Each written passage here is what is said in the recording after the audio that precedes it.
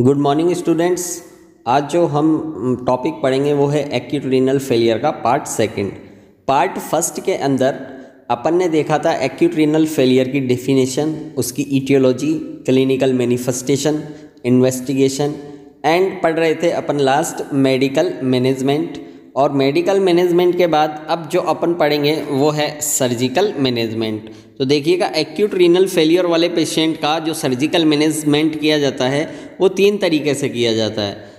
First है haemodialysis, second है peritoneal dialysis and third last है किडनी ट्रांसप्लांटेशन। तो ये तीनों प्रोसीजर अपन सर्जिकल मैनेजमेंट में यूज़ करते हैं एक्यूट रीनल फेलियर वाले पेशेंट पर। अब देखिएगा हीमोडायलिसिस के अंदर क्या करेंगे। तो haemodialysis is the use and artificial kidney to remove waste product and excess water from blood of patient. Haemodialysis का यूज़ जो है एक आर्टिफिशियल किडनी के रूप में किया जाता है जो कि रिमूव करती है बेस्ट प्रोडक्ट को एंड एक्सेस वाटर के लेवल को जो कि ब्लड के अंदर हो रहा है। तो ये ब्लड से रिमूव कर देगी एक्सेस वाटर को एंड वेस्ट प्रोडक्ट को, और ये जो इसका यूज़ है एक आर्टिफिशियल किडनी के तौर पर होता है। अब देखिएगा, it provide an efficient way to remove waste product from the blood rapidly. ये एफिशिएंट वे प्रोवाइड करवाती है जो कि रिमूव करता है वेस्ट प्रोडक्ट को ब्लड से रैपिडली। देयर आर 3 थिंग्स, इसकी 3 थिंग्स होती हैं इसमें जो यूज़ की जाती हैं चीज़ें, वो 3 हैं। The first is dialysate, second is dialyser and third is dialysis. अब देखिएगा, डायलिसेट क्या होता है, ये एक तरीके का सॉल्यूशन है जो डायलिसिस प्रोसेस में अपन यूज़ करते हैं। तो लिखा हुआ है सॉल्यूशन यूज फॉर डायलिसिस, इसको बोलते हैं अपन डायलिसेट। अब जो बी है सेकंड, वो है डायलाइजर। अब डायलाइजर क्या होता है, ये एक तरीके की सेमी परमेबल मेम्ब्रेन है। एक चैम्बर होता है जिसके अंदर एक सेमी परमेबल मेम्ब्रेन लगी रहती है, उसको अपन डायलाइजर बोलते हैं। देखिएगा, लिखा हुआ है सेमी परमेबल मेम्ब्रेन चैम्बर। ये एक चैम्बर होता है जिसके अंदर से ब्लड होकर निकलेगा और वहाँ पर एक सेमी परमेबल मेम्ब्रेन होगी जिससे ब्लड का फिल्ट्रेशन होगा। और डायलिसिस एक पूरी प्रोसेस है। अब देखिएगा, it is done 3 to 4 time in a week. एक वीक के अंदर अपन इसको 3 से 4 बार कर सकते हैं। डायलिसिस की जो प्रोसेस है अपन उसको एक वीक के अंदर 3 से 4 बार कर सकते हैं। अब सेकंड जो सर्जिकल प्रोसीजर है वो है पेरिटोनियल डायलिसिस। अब पेरिटोनियल डायलिसिस क्या होता है, तो देखिएगा, peritoneal dialysis provide continue dialysis treatment it may be done at the home practice. जो पेरिटोनियल डायलिसिस होता है ये आप पेशेंट के घर पर भी प्रोवाइड करवा सकते हो। इसके अंदर क्या होगा, अपन कंटिन्यू डायलिसिस ट्रीटमेंट करते हैं। इसके अंदर जो पेरिटोनियम कैविटी होती है वहाँ पर पेरिटोनियम मेम्ब्रेन को अपन सेमी परमेबल मेम्ब्रेन बनाकर डायलिसेट सॉल्यूशन यूज़ करते हैं और डायलिसिस की प्रोसेस कंटिन्यू करते हैं। अब देखिएगा, इसमें लिखा हुआ है peritoneal membrane is use as semi permeable membrane. जो पेरिटोनियल मेम्ब्रेन होती है अपन उसको यूज़ करते हैं सेमी परमेबल मेम्ब्रेन के रूप में। And the dialysate solution is instil into the peritoneal cavity. और डायलिसेट जो सॉल्यूशन होता है उसको इंस्टिल करते हैं किसके अंदर, पेरिटोनियल कैविटी के अंदर। अब देखिएगा, जो थर्ड सर्जिकल प्रोसीजर था अपने वो था kidney transplantation. Kidney transplantation is used mostly in the CRF, chronic renal failure. Chronic renal failure वाले पेशेंट के अंदर अपन किडनी ट्रांसप्लांटेशन प्रोसीजर यूज़ करते हैं। A kidney transplantation is a procedure in which a donor kidney is placed in the abdominal cavity which function as normal kidney। यहाँ पर अपन क्या करेंगे, जो भी डोनर होगा उसकी किडनी को लिया जाएगा और प्लेस्ड करा जाएगा किसके, एब्डोमिनल कैविटी के अंदर। पेशेंट की जो एब्डोमिनल कैविटी होती है उसके अंदर प्लेस्ड करते हैं और ये कैसे फंक्शन करेगी, एज ए नॉर्मल किडनी की तरह ये फंक्शन करेगी। ज़्यादातर अपन इसको CRF वाले पेशेंट में ही यूज़ करते हैं। अब देखिएगा, थर्ड है अपना नर्सिंग मैनेजमेंट। फर्स्ट था मेडिकल, सेकंड था सर्जिकल मैनेजमेंट, अब आएगा नर्सिंग मैनेजमेंट। अब नर्सिंग मैनेजमेंट के अंदर जो फर्स्ट डायग्नोसिस है वो है अपना फ्लूइड से रिलेटेड। तो फर्स्ट डायग्नोसिस है अपना fluid volume excess related to kidneys dysfunction. जब फ्लूइड का वॉल्यूम एक्सिस हो रहा है और वो किस वजह से हो रहा है, फ्लूइड का volume excess related to kidney dysfunction, जो किडनी है वो डिसफंक्शन कर रही है। अब इसके लिए अपन क्या क्या इंटरवेंशन करेंगे तो देखिएगा, weight should be monitor daily at the same time. अपन को पेशेंट का वेट डेली मॉनिटर करना है और सेम टाइम पर वेट मॉनिटर करना है। Monitor intake and output chart, patient का अपन को intake and output chart monitor करना है। नेक्स्ट है monitor the vital sign, monitor करने हैं vital signs. Observation should be done for the oedema, अगर ओडिमा हो रखा है पेशेंट को तो उसके लिए ऑब्जर्व करना है।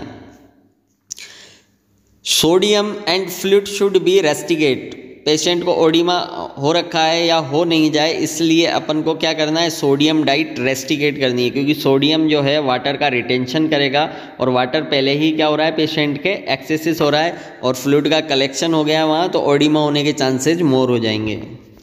नेक्स्ट है encourage the patient for frequent oral hygiene, अपन को क्या करना है, एनकरेज करना है कि वो अपनी ओरल हाइजीन को मेंटेन रखे। सेकंड जो डायग्नोसिस है वो एनीमिया से रिलेटेड है। तो देखिएगा second diagnosis activity intolerance, patient activity को इंटॉलरेंस करे, क्यों, क्योंकि related to anaemia due to impaired synthesis of erythropoietin by kidney.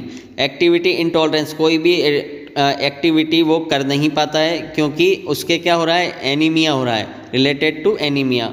और एनीमिया क्यों हुआ है, due to impaired synthesis of erythropoietin by kidney, जो किडनी से इरिथ्रोपोइटिनिन हार्मोन निकलता है जो कि आरबीसी के सिंथेसिस में बहुत ज़्यादा ज़रूरी होता है। जब किडनी फंक्शन ही नहीं कर पा रही है तो इरिथ्रोपोइटिनिन का सीक्रेशन नहीं हो रहा है, इसकी वजह से आरबीसी का फॉर्मेशन नहीं हो रहा है और एनीमिया देखने को मिल रहा है, और एनीमिया की वजह से पेशेंट का एक्टिविटी इंटॉलरेंस कर रहा है।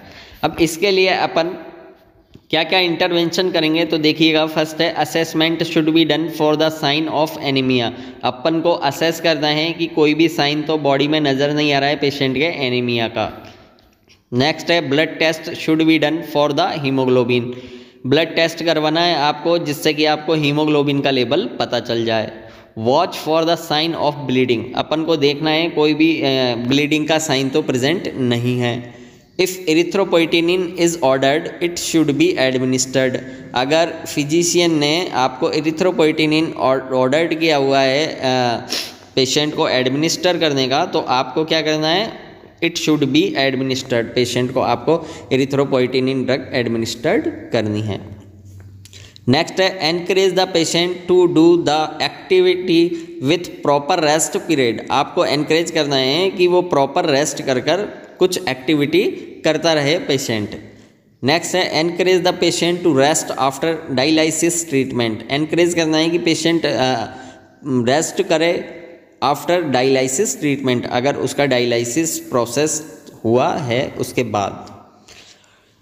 नेक्स्ट जो थर्ड डायग्नोसिस है वो है अपना risk for injury related bleeding tendency due to platelets dysfunction and use of heparin during dialysis, कोई भी रिस्क ना हो इंजरी की, क्योंकि इंजरी की रिस्क हो गई तो ब्लीडिंग टेंडेंसी हो सकती है, ब्लीडिंग मोर हो सकती है, ब्लीडिंग होने के चांसेस ज़्यादा हैं, क्योंकि due to platelets dysfunction, platelets का डिसफंक्शन है, प्रॉपरली प्लेटलेट्स बॉडी के अंदर नहीं है, ठीक है। एंड यूज़ ऑफ हिपेरिन, आप यूज़ कर रहे हो हिपेरिन का ड्यूरिंग डायलिसिस, और हिपेरिन जो होता है एंटीकोगुलेंट है, वो ब्लड को जमने नहीं देगा, और प्लेटलेट्स पहले ही डिसफंक्शन है तो प्लेटलेट्स की वजह से भी कोगुलेशन नहीं हो पाएगा और ब्लीडिंग टेंडेंसी मोर होगी, जिसकी वजह से क्या है, हेमरेज वाली कंडीशन,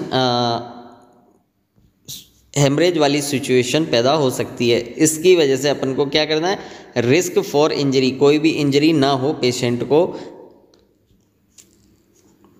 ये अपन का गोल रहेगा। अब देखिएगा इंटरवेंशन, इसके लिए अपन क्या क्या करेंगे, तो तो observation should be done for the bleeding for anywhere in the body. आपको ऑब्जर्व करना है कि कहीं भी ब्लीडिंग तो नहीं हो रही है बॉडी के अंदर। Vital sign should be checked regularly. Patient के वाइटल साइन आपको चेक करने हैं रेगुलर।